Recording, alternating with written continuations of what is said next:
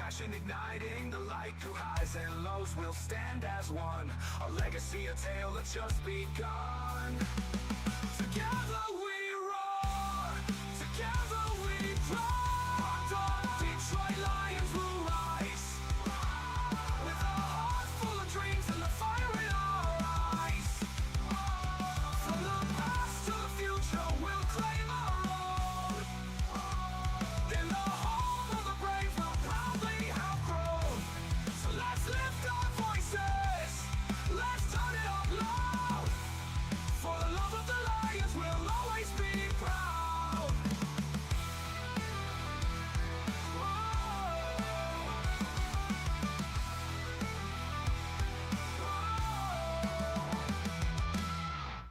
All right. Happy Saturday evening, everybody. It is the Showdown in Motown Eve. Welcome into Rock Down Detroit Lions. I've got a special one for you tonight, the Paul Farrington Show. Paul and Ziggy are going to join us tonight to discuss tomorrow's huge matchup, man, for all the marbles. The North, the 1 seed, bragging rights for a whole season. It's all on the line tomorrow night. And came across a few things that I want to talk about with these gentlemen. And I've been a fan of them from afar, so I'm glad that we could make this happen today. Kind of last minute, but you guys are all showing up, I can see. Let's keep pushing this thing out and get it out to more Lions fans. But without further ado, let's welcome in Ziggy and Paul Farrington here. Welcome in, guys. How you guys doing tonight? Pretty good. Can't complain. Can't complain at all. Loved the intro song was awesome. Ziggy and I were texting about it on the side there. That was great. Appreciate it. I appreciate it. It was a little bit of work to do that one. You know, AI had to help out a little bit, but yeah, we love the song too, man. It speaks to our Detroit Lions pride, right? So Ziggy, man, welcome in. How are you doing tonight? Thank you for having us. It's pretty good out here. I'm on the West Coast right now, so don't feel like I'm quite involved in this game. You know, it's going to be a brutal battle in the northern winds of Michigan. It's like 70 degrees and sunny outside. I can look at the beach out my window. So I'm trying to get in the mood for the game. You know, you can go ahead and just stab us a little bit deeper. It's only like 20 degrees over here and snowing. So you guys, how long have you been doing this show together? I've been watching on and off for probably the last year or so. Our show is actually probably like 7 years old. Maybe, yeah, 7 years old, I guess, going back to, we started in college. So in college, we used to do the show once a week for every semester. And then after graduating, I kind of started back up doing it by myself, but it just wasn't the same without Ziggy. So Ziggy joined in again. I mean, I'm talking like maybe like a month I was by myself, and then we started up, and I would say like this new format has been going on since 2021. So this is about our fourth year. Awesome, man. Well, I certainly love it. I think you guys do a great job. So if you guys have not checked out the Paul Farrington Show, make sure you guys subscribe tonight. Check them out. It's not just all Vikings stuff. I mean, it is everything. They do everything on this show. So let's get it rolling here. A little bit of news to start the evening. Well, before I do, I guess I gotta set the ground straight here. So while we were getting going, I had a little bit of an issue getting the show up and running. They kept dropping in and out, and it was funny because I could hear them. They couldn't see or hear me, and they thought that I was pranking them. Come on, would a Lions fan do that to a Vikings fan? I mean, we're not Packers here, so. No. Packers fans, you expect it from. Right. Yeah, exactly. So a little bit of breaking news. Well, not really breaking, but Anzalone has been elevated. So this is kind of the left shoe we were waiting to drop to see what was going to happen with this latest injury report. And it wasn't just Anzalone, it's also Khalif Raymond, which has been the heart and soul of this Lions special teams. When you guys seen this, obviously, we're already defeated in prime time this year. And it seems like we have this mentality that, really helps us succeed in big games, right? We don't have any fear about what play call we run, if it's fourth down or not fourth down. But in this high stakes showdown, for us to get two impact players this team has been decimated all year.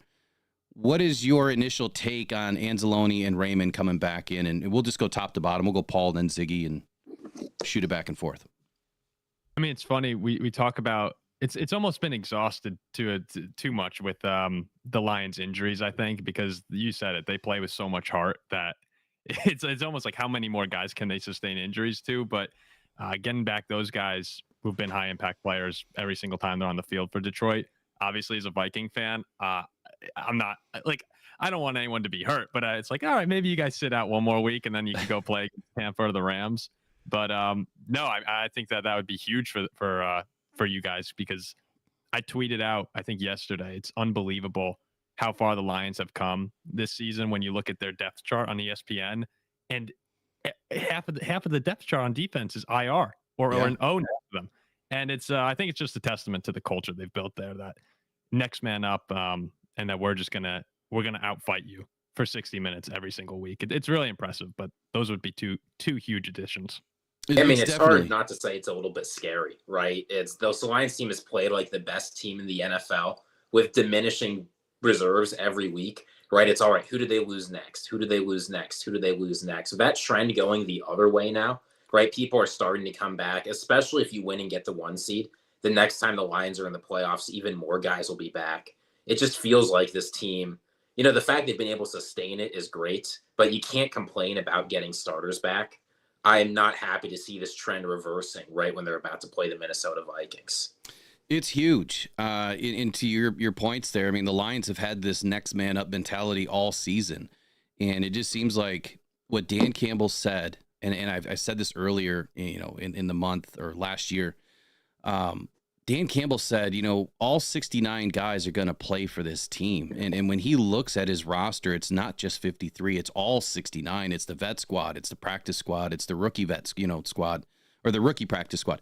It's everybody. And when he said that, I'm like, okay, that's cool. That's cool, coach speak. I love it. And then it actually happened. And it's like, oh no, Dan, don't say that next year, because we can't go through this again. We've had over 23 injuries to this team. About 30 guys that have hit IR since training camp, and you're wondering how we're sitting here at 14-2. It's a testament to the culture, just like you said, Paul. So your team though is not any indifferent to big stages, though, big games, and this is something that I found out earlier today when I was doing a little reading, that Brian Flores and Kevin O'Connell both have been part of teams that have won Super Bowls. And Brian Flores, matter of fact, was a safeties coach with the Patriots when they won against the Seattle Seahawks. He was the linebackers coach with the Patriots when they won against the Falcons. And he was the defensive play caller when he was with the Patriots when they beat the Los Angeles Rams. And Kevin O'Connell was the OC. Get this. I didn't know this at the time. He was the OC for the Rams when Matthew Stafford went to LA that first season and won a Super Bowl. So, Paul, how big is it to have, two of these, head coach and Kevin O'Connell's head coach and Brian Flores as your defensive coordinator, with this much experience on big stages, at least heading into tomorrow night, but even throughout the playoffs? I think the culture change has been a big discussion about the Lions all year long, or really for the past couple seasons now with Dan Campbell. But you're kind of seeing a similar thing happen with the Vikings and Kevin O'Connell. I don't think it's as pronounced as the Dan Campbell culture is, because he's such a character, and KOC's a little more reserved. But if you look at where the Vikings were just a couple of years ago, worst defense in the league. I think the Lions' pass defense was the only one that was worse than them a couple seasons ago. They're both giving up like 300 or maybe 389 yards a game, whatever it was. And I think that O'Connell has come in and just built this great culture in the organization. He always seems to have the right play call in mind.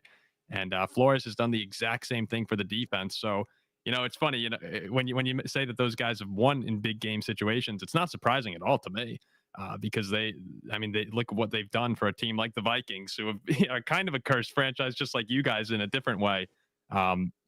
It's been great. The best cultures in the league are Minnesota and Detroit right now. And it's absolutely because of the people running the show.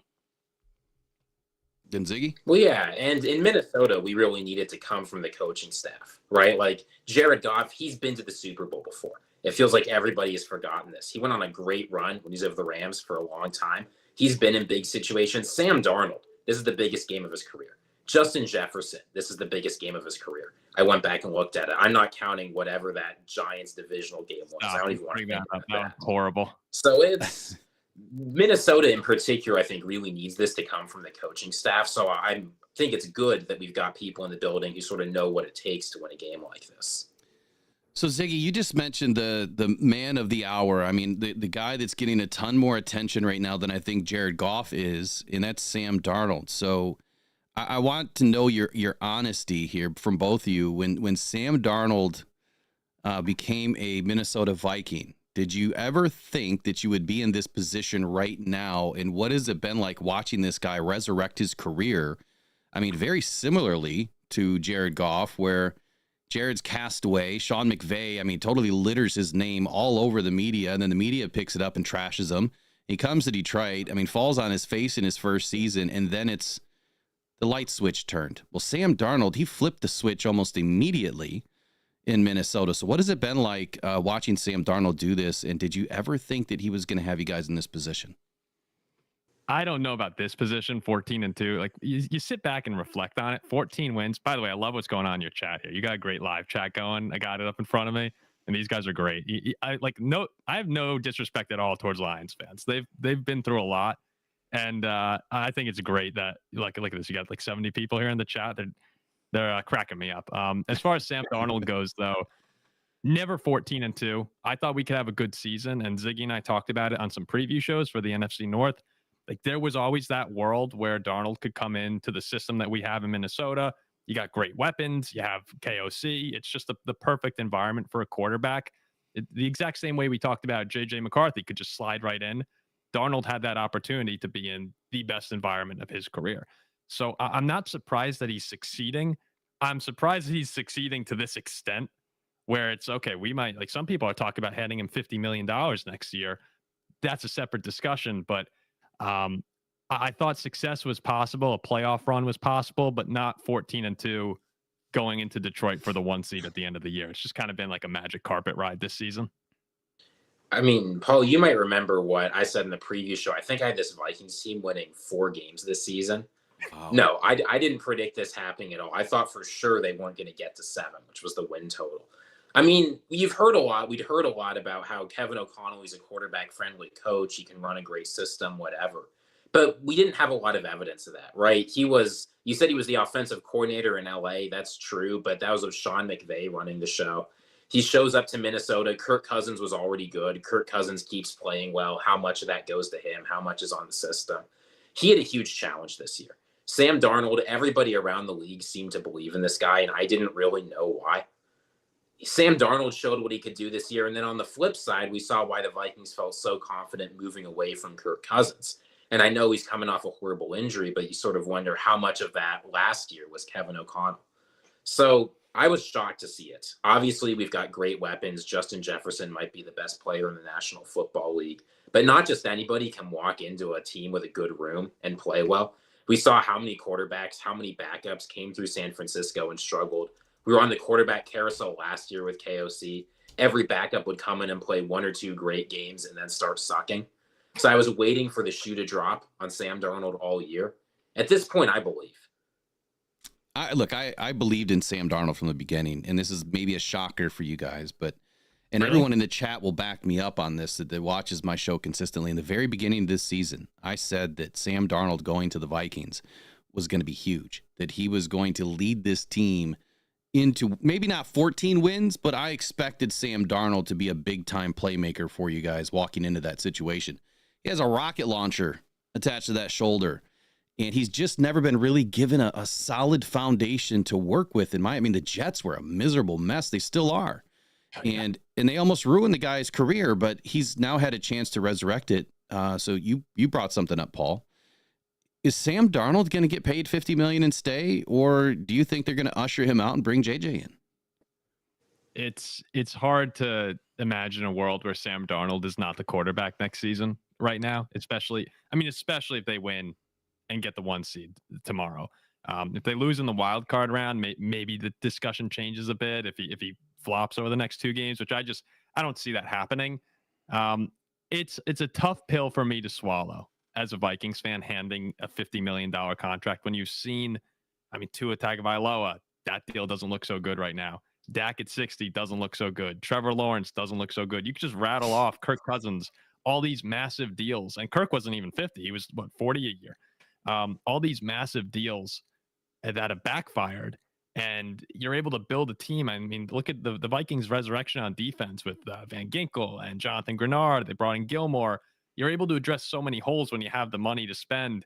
that giving 50 million to me, it's like, I wouldn't like to do that. But if you're getting this production, I mean, he's probably top 5, top 6 in the MVP discussion. I can't see a world where Sam Darnold's not the quarterback, but I am really, really hoping that price tag can be reasonable. My guess is if Sam comes in, he's like, hey, it's 50 million or bust. I bet they would give it to him, but Wow. I'm not sure I would. It's a lot of money.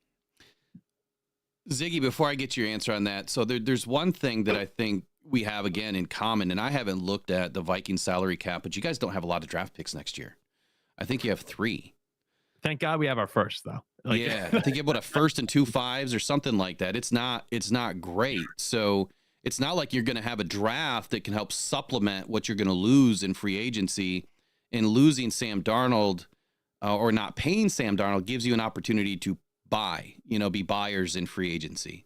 I would say this, just adding on, if Darnold's offered, let's say he's offered 50 million a year from the Giants, the Titans, whoever you want to make it up, it might be better for him if the Vikings come in a little bit lower than that number, somewhere in the 40s, to stay with Minnesota.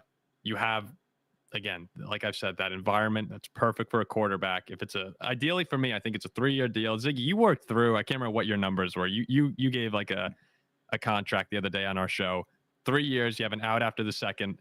Kind of prove it for those two. And look, he's 29 or 30 at the end of that contract. And now you're talking the mega deal if he plays like this. Otherwise, sounds smart. I mean, what is it, Ziggy? Walk us through it, Ziggy. What did you think for Sam Darnold sticking around in Minnesota after this season? So I think the closest comp, like situation-wise, we've seen recent times in the NFL is Baker Mayfield. Now, Baker obviously was a little bit different, right? He'd been up, he'd been down. He was coming off a down season. But it's a similar sort of guy where he signs with the Buccaneers for a year. He looks good. There's some question like how much is the system, how much is the guy, but he looks great. We want to keep him around. Now, Minnesota has a little bit more leverage, right? They've got J.J. McCarthy. They don't want that to go to waste. But also Sam Darnold has played better this year than Baker Mayfield ever has. Baker, great guy, good quarterback, but he's never taken a team to maybe 15 wins. So if I'm Minnesota, I'd love to just take the Baker Mayfield contract, add on 20 or 30% as a bonus. Say, look, you've been great for us. We want to keep you around. 3 years, $120 million. That's substantially more than Baker got. It's about a 25% increase. You front load a lot of the money, so he gets paid next year when the Vikings still have some cap space before some of the big extensions like the Justin Jefferson deal really kick in. If he continues to look good, I think you let J.J. McCarthy go. If Sam Darnold keeps playing at this level, you don't let guys like that walk. It just doesn't happen. You say, great, we spent a first rounder on him, trade him for a second or whatever, move on. But I don't want to hand Sam Darnold a close to record-setting contract like it seems some Vikings fans want to, off of one admittedly excellent year. Because sometimes stuff just goes wrong. And this isn't a team with the way the roster is currently constructed that's ready to pay a guy the kind of money that Sam Darnold could potentially make in free agency. And like Paul said, he should be happy signing on with Minnesota, I think, for 2 more years, really establish himself. And if he keeps looking this good, he'll have a gigantic payday waiting. I think it all makes sense. And I think what everybody really wants to know next is, Paul, what are the biggest keys to this game tomorrow? So we know who Sam Darnold is, or at least who he has been this season. Justin Jefferson's no secret. Aaron Jones has been pretty good this season, but what are the secrets or the keys to this game for the Vikings defense, at least, coming into what is arguably the best offense in the league, going up against the Lions' firepower? Walk us through it. What do you think is going to happen? I think you're right in highlighting the Vikings defense. This is what I was talking about in our preview show that we had. I think the Vikings offense should perform fine. Them and the Lions defense. That matchup the Vikings should score some points against, to be fair, a majority of backups for Detroit. The Lions will probably get some stops because the Vikings can flame out for a series or two, as they've shown throughout the season during games. But the one I'm looking at, the matchup is that Lions offense versus the Vikings defense, because you saw in that first Vikings-Lions game, kind of swung both ways a bit. In the first quarter, the Vikings playing well, and then all of a sudden Detroit became unstoppable, as they have so many times this year. In the second quarter, that leaked into the third quarter, and then the Vikings almost stole it. It was kind of like the division and the race we've had all year, where the Vikings almost stole a game back in week 7 that they probably shouldn't have won. I feel like it's the same way with the division as we're chasing down Detroit, who's been in control this entire season. As far as what I'm looking for, though, I've mentioned this so many times against the Lions and the Rams, the Vikings, no matter what they were doing, just could not get pressure on Goff or Stafford in those games. And those are two guys that'll pick you apart if you're not hitting them. And I'm looking at a relatively healthy Vikings defense, really Vikings team outside of Patrick Jones, who's had a good season. He is a key guy along that defense. But if the Vikings pass rush cannot get home, I'm very concerned about a very healthy Lions offense outside of David Montgomery to have success. And that's why I was really happy against the Packers. You saw the Vikings defense really have a standout game against an elite offense, which they haven't really done this year. So to me, it's that pass rush getting home and making life miserable for Goff. Easier said than done.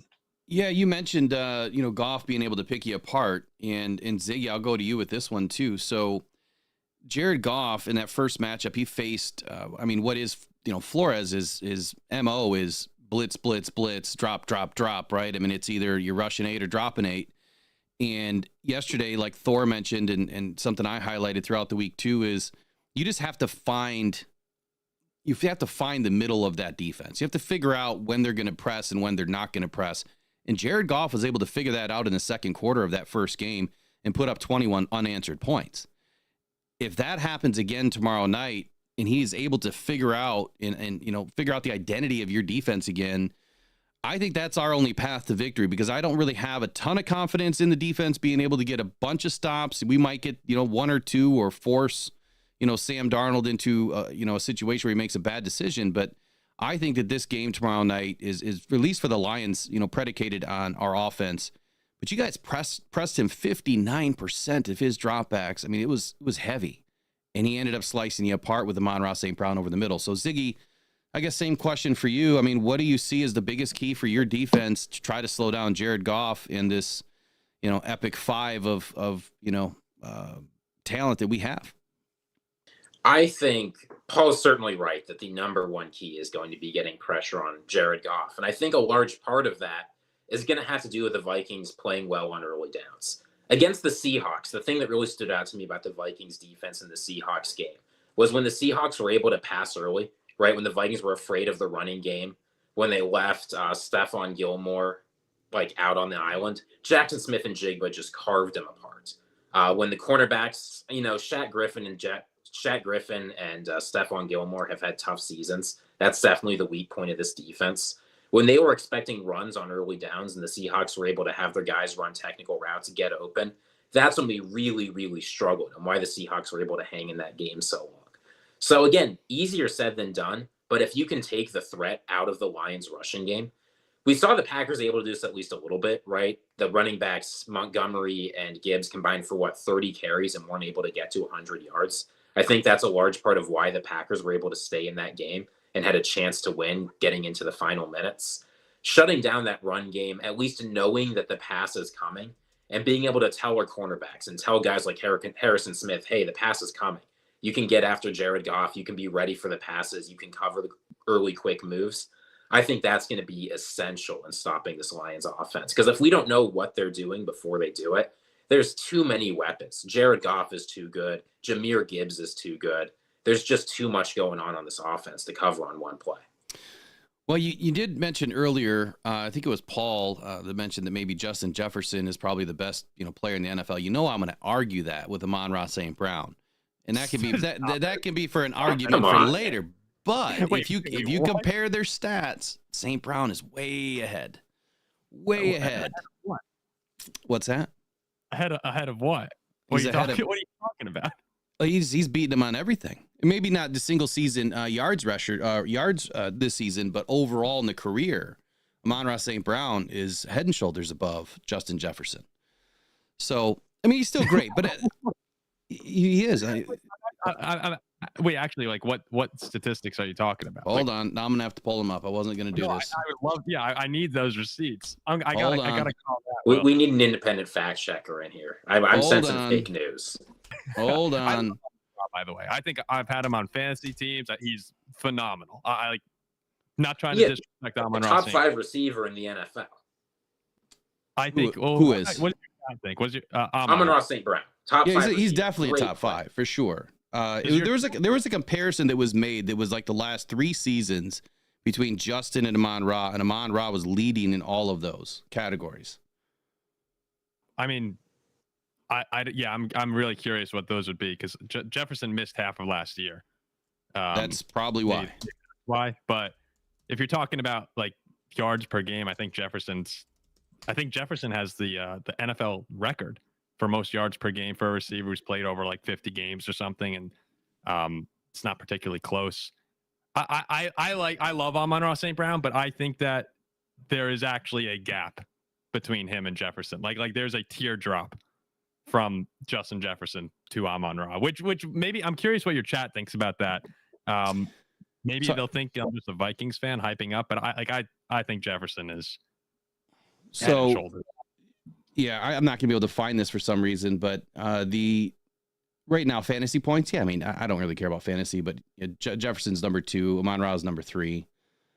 Fantasy points per game, Jefferson's number 2, Amon-Ra's number 6. That's not where I was going with this. There was a comparison that was done. It was put online that compared them over the last 3 years. But now that you're mentioning that Jefferson missed like half of last year, that's why. Yeah. So I totally forgot that he was out like the whole year with a hamstring or something, right? Well, you do forget that because he still managed to put up 1,100 yards and a handful of touchdowns, missing half a year. Yeah, which is an amazing season. Just in itself is an amazing season. Well, I think this speaks to just how Justin Jefferson performs in general. Like he's the opposite of the flashy diva wide receiver, right? I mean, I think PFF has him as the 4th best run blocking wide receiver in the NFL. He's really good there. He's totally fine getting double or triple coverages so guys like Addison and Hawkinson can have big games. Like that's just Jefferson's MO. And I think, whenever Jefferson has incredible seasons, it feels just normal because he doesn't brag about it. There's always other guys doing other things that he tries to hype up. But that's what makes this Vikings offense so dangerous, right? Is Justin Jefferson, you blink and suddenly he's got 10 catches for 120 yards and a touchdown. That's just who he is. Well, that's the one thing that I'm worried about tomorrow is how is the Lions defense going to settle in, and they're either going to have to take away Jefferson or Addison. They have to take one of them away.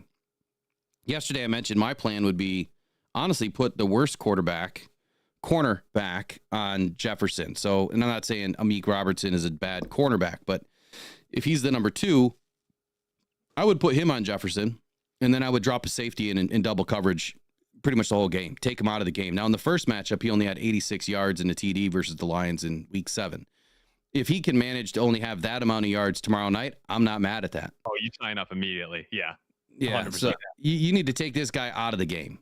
Completely. You gotta force Darnold to throw it to Addison, which I think is where my co-host Eric Rintamaki had a question earlier. If the Lions are able to do that, is Darnold going to start seeing ghosts? Because when Darnold gets rattled, that's when he makes his mistakes. And he's been giving the ball away a little bit, at times this season. So where do you think that's going to happen for the Lions defense this year, tomorrow night? Do you think we're going to have any success at all in stopping Jefferson, or what do you think the bigger plan should be for your offense against the Lions defense tomorrow night? I think the best way to stop Justin Jefferson, like you can come up with whatever schemes you want. Belichick's tried it. All sorts of guys have tried it. It has varying degrees of success. The best way to stop Justin Jefferson all season has been to sack Sam Darnold. That is the Achilles heel of this Vikings offense. Is there's only a couple of quarterbacks that have a higher sack rate than Sam Darnold.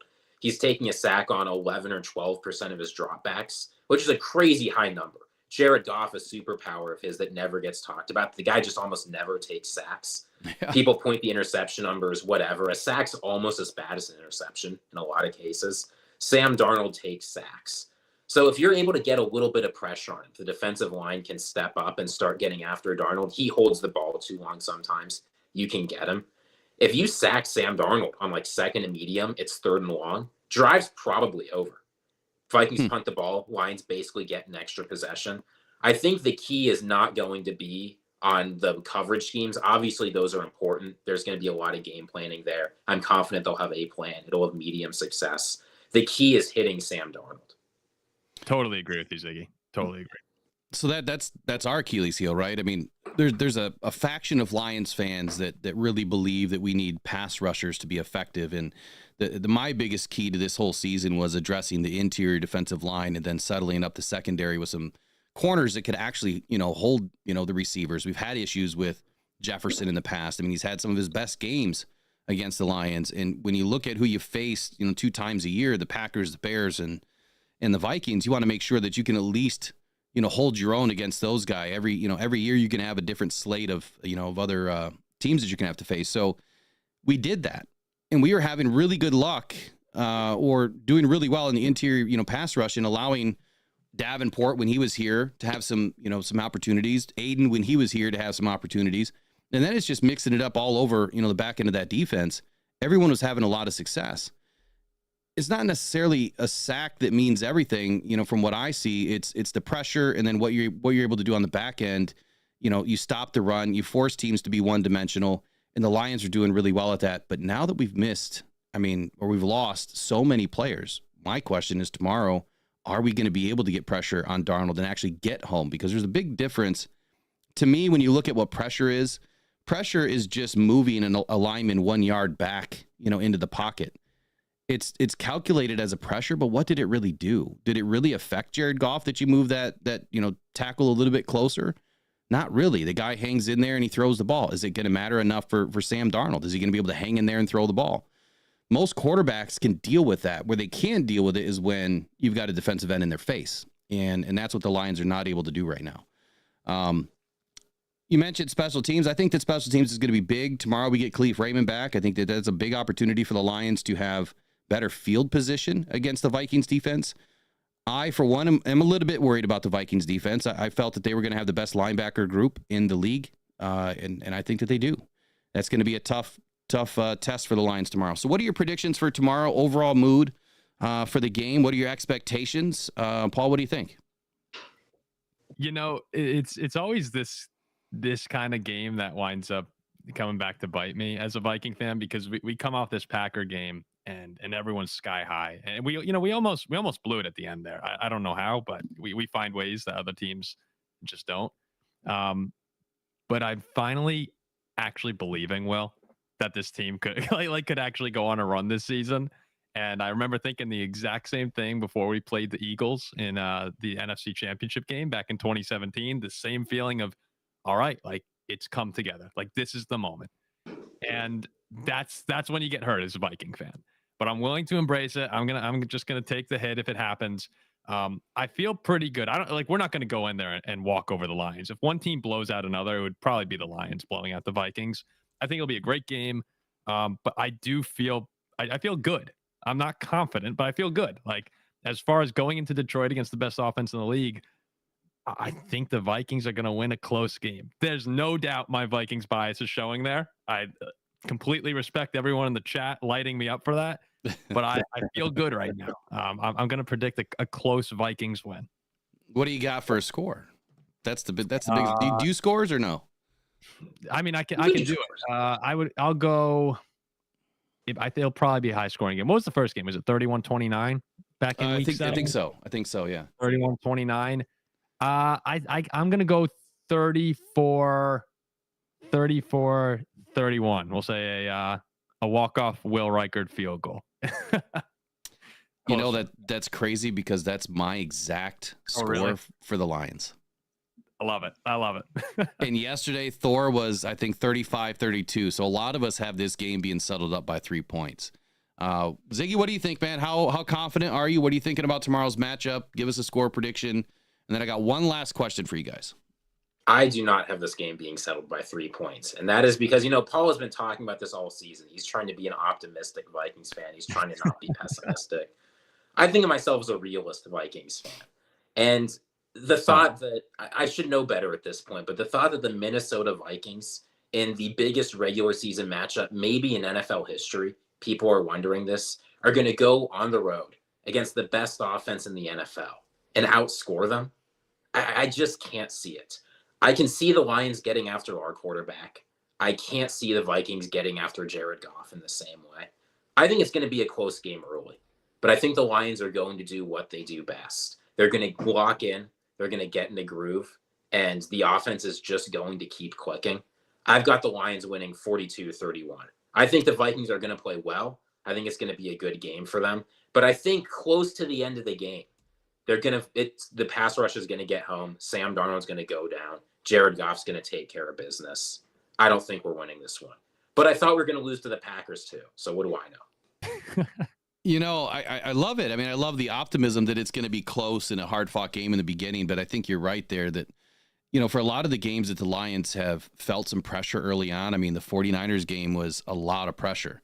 They did not look good at all. The defense looked terrible, but the offense was motoring, and it kept clicking all game long, and they just found a way to win. But there are those times where, it seems like it's a big challenge in the beginning of the game, and then, a flea flicker happens, or, a hook and ladder happens, or, Dan Skipper scoring a touchdown, or, you know what I'm saying? It's like something just off the wall happens that you don't expect, and then the tide changes. I mean, there can't be anything more demoralizing than another team's offensive lineman scoring a touchdown.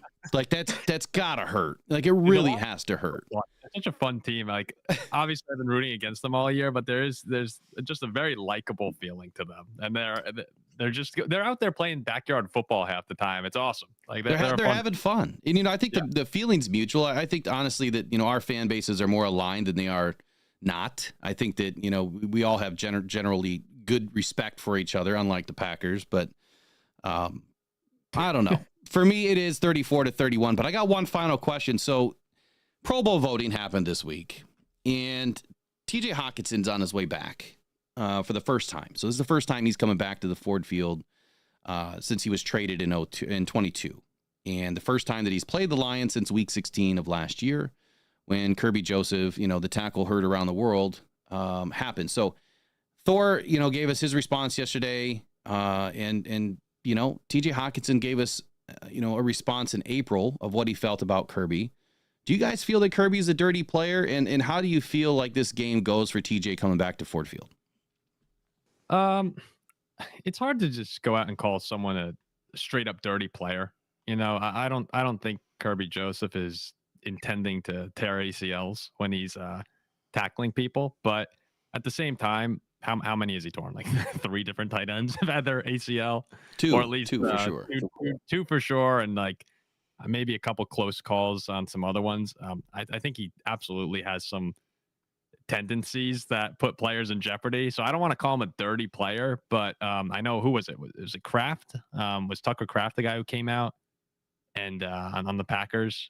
Who was all up about Kirby Joseph? Yeah, it was Kraft. Yeah, it was Kraft. He was going back and forth at Kirby before the game, and then, of course, after the game, he decided to let it all go. But yeah, I don't want to call him a dirty player, but I definitely think that I think he takes a couple questionable angles once in a while. So I'm wimping out on it because I just don't want to be too personal on him. But yeah, I mean, like you shouldn't go through people's knees. But I don't know how else he brings guys down sometimes. Yeah, I mean, TJ came out and said that he doesn't think that Kirby's dirty. He doesn't think that he's intentionally doing it. Yeah. And when you look at the actual play, Kirby, he put the shoulder to the thigh, and I mean, we can't do anything about cleats getting stuck in the ground, right? I mean, it happens, and it looks worse than what it is. And I just kind of want to hear from you guys too, because it's good to hear, a lot of Vikings fans don't think he's really dirty. I think this whole thing started with Matthew Stafford running down the field and telling Kirby it was dirty, and that's what really took off and labeled Kirby. And here you got a guy that lost $3.5 million because of that. $3.5 million in Pro Bowl money, or boost, into his salary for making it to the Pro Bowl, and is the number 1 safety in the league right now by all metrics. So, yeah, interesting. So Ziggy, what do you think about the Stafford thing? Was just ridiculous too. I mean, Stafford throws a hospital pass. Joseph makes a clean legal hit. Stafford has to sprint down the field to tell Kirby Joseph he's a dirty player. Like, come on, man. Yeah. So, Ziggy, what do you think about TJ coming back tomorrow night? You think he's going to have a big game? The Lions have been doing pretty well against tight ends this season. Is this TJ's revenge game? Like, it's time to come home and let the chickens roost. I don't think this is TJ Hawkinson's game. I mean, if the Lions let him have a big game, he will have a big game. But I think that for the Vikings, this is not going to be won in the middle of the field. It's going to be won or lost on the outside. I'm really keeping an eye on Jordan Addison for this one. I think you guys are going to have a great game plan for Justin Jefferson. Jefferson will get his, but I don't think it's going to be one of those Jefferson 150-yard, 2-touchdown performances. I don't think the running game's going to get it done. I think, the middle of the field, especially with Anzalone coming back, I think that the linebackers are going to play well for Detroit this game. It's going to be, if anybody's going to beat this Lions team, it's going to be on the outside. I don't believe in revenge games all that much. Detroit, when it's time for a revenge game, you guys love to feed somebody. David Montgomery, I know, got 1 million carries against the Bears that one game. That's just not how the Vikings operate. I don't think it's going to be a special game for TJ Hawkinson. I think you're going to have a good plan. All right, final 30 seconds, Paul, and please tell everybody where they can find you guys. So, yeah, take it away. Final 30 seconds about tomorrow night, the game, the season, and where they can find you. So you can find us over at the Paul Farrington Show. We're on YouTube. We do a lot of NFC North talk, all NFL talk. Kind of a weird Packer following that I don't know how that really happened, but Packers fans enjoy watching our misery. So, the great fan base in Green Bay, even if we all here dislike the team. Yeah, it's kind of crazy how that came about. You can see us on Instagram, Twitter, TikTok, all the social media platforms. Paul Farrington Show. It's me, Ziggy, and our buddy Jack and producer Zach. We're just talking football. And then tomorrow night, I'm so amped up. Will, Ziggy, I can't wait for it. I've been thinking about it all week. Ziggy and I are Notre Dame guys. Even during the Notre Dame game, my brain would kind of flash over to Sunday night. Like, what a cool game for two franchises who really don't have too many of these games. I mean, especially you guys. Like, it's been a long time, before last season particularly, where you've had these kind of games, and it's just awesome. Two great teams, two really fun teams, likable teams. And I hope it's a great game. Well, I think we're definitely finally, both teams are starting to reshape the North. And I would love for nothing more than this to be the Lions and the Vikings, division from here on out. I'm done with the Packers, and I don't know if anybody has any faith in the Bears. So, it'd be nice to see moving forward that it's the Lions and the Vikings that are competing every single season. I think we all have pretty damn good mutual respect for each other. You guys have been great, man. I love watching your show. I think it's awesome. You guys do a great job. Everybody out there in the chat, please go and subscribe over to their channel on YouTube. I will put it in the description as soon as we sign off tonight. So Lions and Vikings tomorrow night, winner takes all. The 1 seed and the North. Paul Farrington and Ziggy, appreciate you guys joining Rocked On Detroit Lions tonight. You guys have a good night. You too. Take care.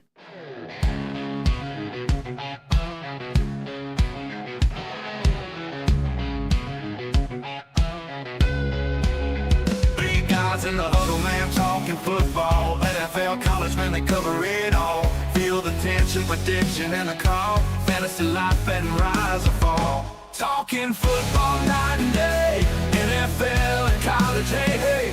Bets and stats, they don't play. Fantasy champs on our way. Guitars, roaring hearts, beating fast. Catch a pass, score, man, have a blast. 3 voices, keeping it clear. Listen up, the season's here.